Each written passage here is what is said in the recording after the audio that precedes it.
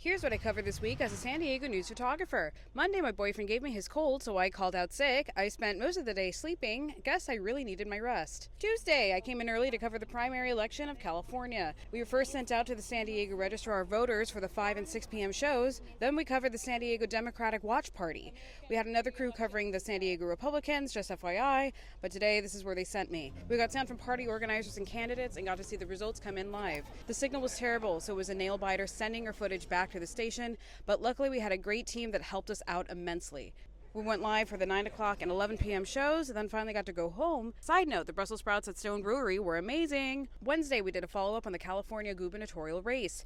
We spoke to several political analysts who explained what the poll results for Hilton, Becerra, and Steyer mean for the November election.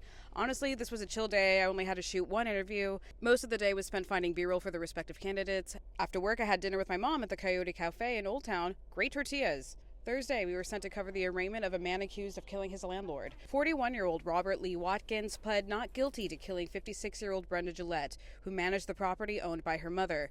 The prosecution described really chilling details of how the alleged murder took place.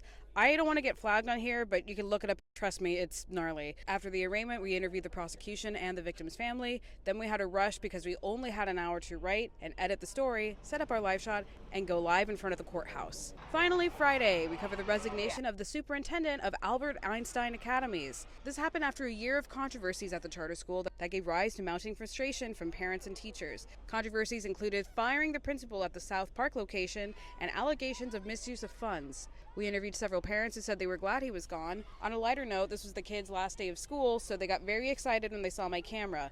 Seriously though, these kids made my day. I hope they all have a fantastic summer. We shot something called a look live, and then we got to work out of this cool cafe down the street. That's it for this week. Leave a comment if you have any questions, and I'll see you next time.